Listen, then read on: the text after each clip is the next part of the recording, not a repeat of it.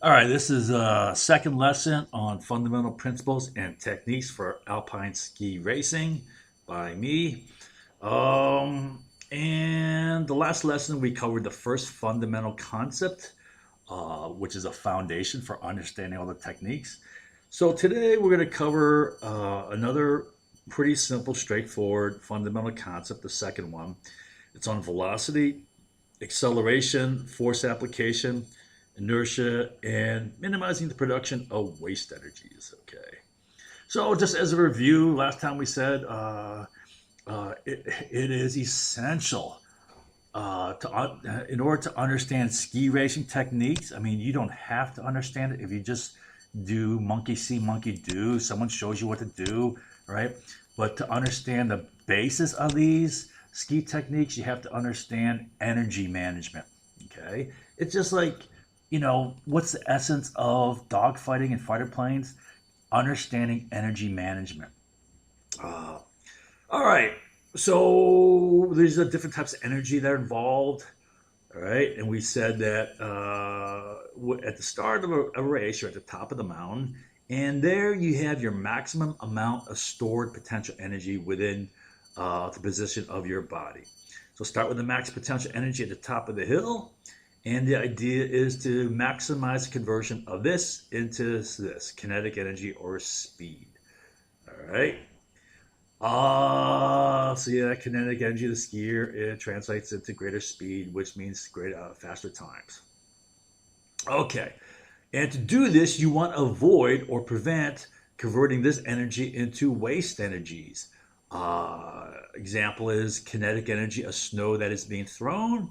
All right, if you see a skier throwing a lot of snow, that's energy that's being lost. Um, Another form of waste energy is latent energy or stored hidden energy when ice bonds are broken.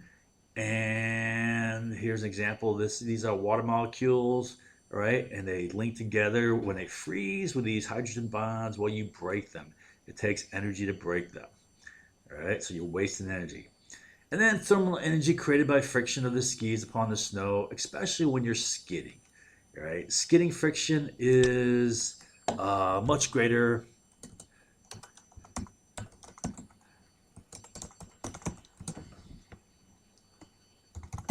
than sliding friction.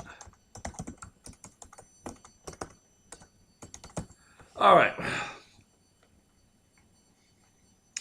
So today's fundamental concept is velocity, acceleration, force application, inertia. I throw in inertia and waste energies. All right. So velocity. First thing I want to say is velocity is a vector. All right. You may learn vectors in physics in high school. All right. But the key to this, it means that there are two components. In the case of velocity, there's both speed and direction. Okay.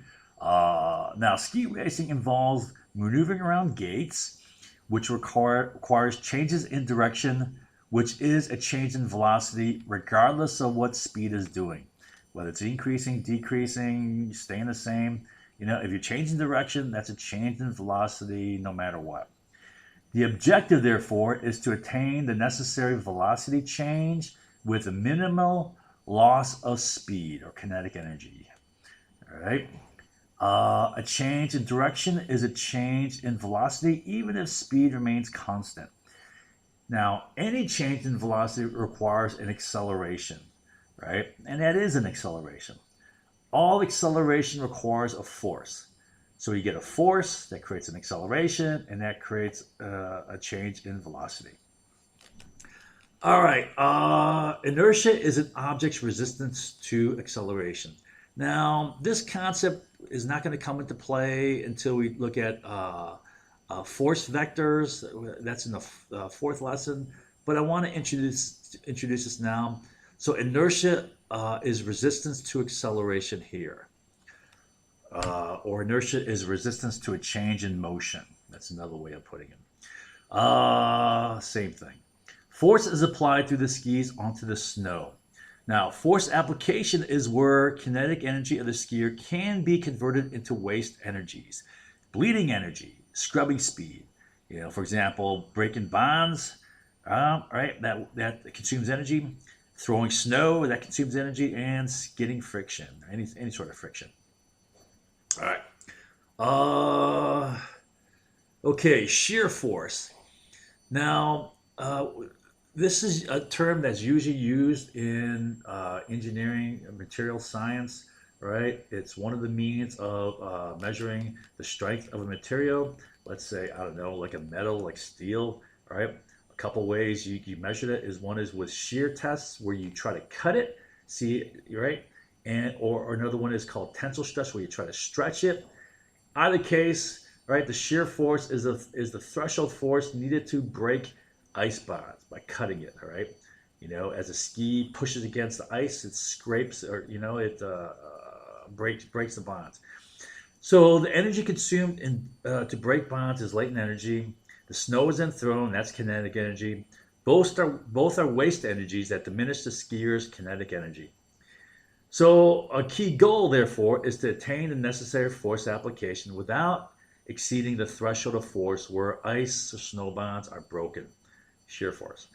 So I'll try to explain this in this diagram, and before I explain this, I'll give you a progression here.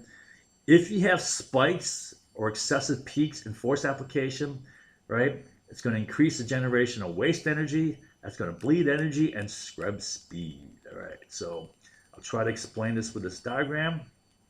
All right, first thing, this is a graph, all right, with a y-axis and an x-axis down here. All right, the y-axis is force, amount of force. So as you go higher, you're applying more and more force. Go lower, you're applying less force. And this is time. So here's the start of the race, and as you go along the race. Now, each of these dashed lines represent gates you got to get around, turn around. All right. In a course, you're going around these gates. All right. 2, 3. So the line here is the amount of the threshold shear force for given conditions. Now, the given conditions, one is temperature, one is ice quality. I know they condition the ice and snow quite a bit, right? They use salts to make it to stiffen it up and make it firmer. All right. So whatever it is on a given day and given whoever prepared the course, right? So this is the shear force when you start breaking the bonds. All right. And the idea is you want to stay below this. You don't want to break the bonds. All right. All right. Now, the long held conventional thinking is that especially in GS and downhill, what you want to do is run your skis as flat and straight at the gates for as long as possible. I mean, depending upon how the gates are set, you're going to have to make turns, right? But as much as possible, run your skis flat and straight from gate to gate, right? Because one, if you run them straighter, that's the shortest path, right? The shortest path between 2 points is a straight line. And plus, the belief was if you run your skis flat, that's going to minimize friction. There's going to be more friction in a turn, right? Now, I'm saying this because I expect that this is old school, and and this was a dominant way of thinking. But I'm willing to bet that there's going to be people who are going to want to lie and deny, say, no, no one thought that, and no, that's exactly what they were doing back then. Now, my analysis, I had a brand new, view of this. I said, no, you don't do that. You do the opposite. Instead of trying to run straight and flat as long as possible, you do the opposite. You run in a turn, as continuous turn all the time. You maximize the time in turn, so thereby you apply continuous, steady force to one, avoid spikes of force application that exceed shear force that produce waste energies. Okay. Two, you avoid hard turns required skidding and scraping friction. All right. Now I say, well, when you apply these turns, you can vary certain things. You can vary how close to the gate you get, how tight of a line you make, right?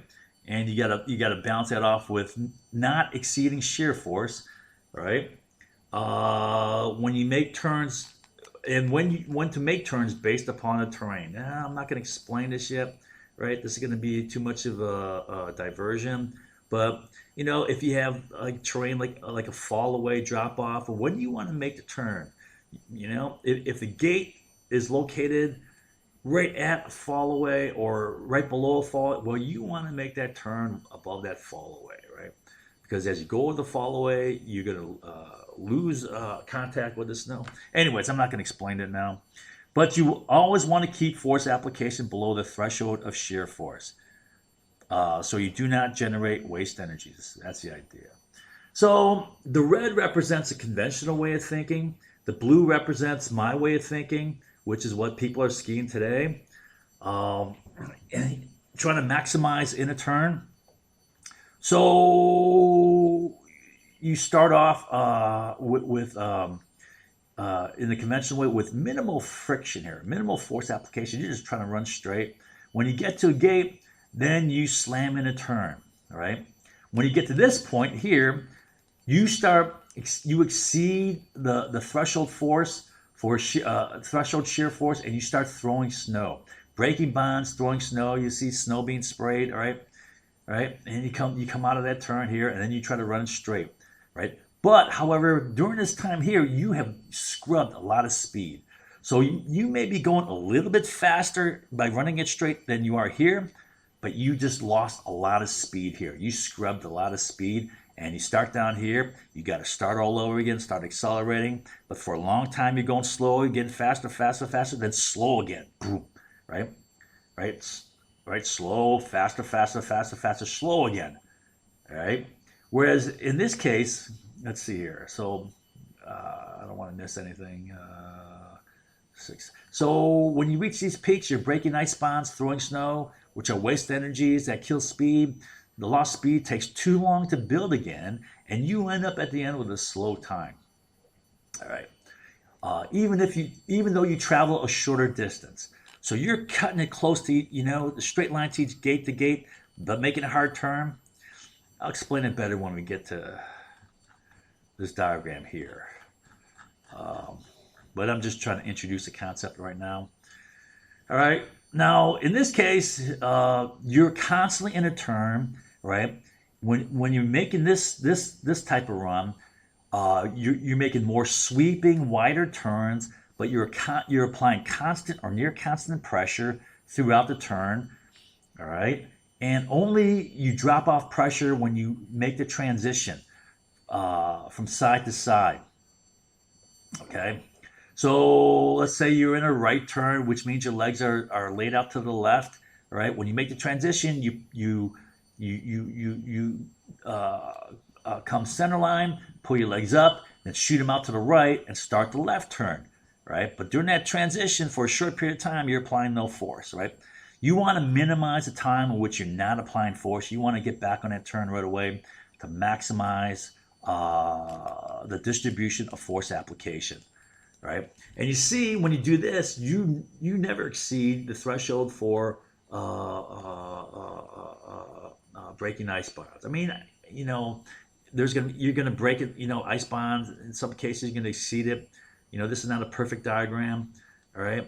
But this is the idea. You want to try to maintain below this threshold, all right? Okay, so these are the turn transitions. Here is a poor transition because you took too much time. You're floating without applying pressure. You want to maximize the distribution of force application. You want to get back on a new next turn right away. All right, so this is not a very good turn. And if you do this, the speed is better maintained than here.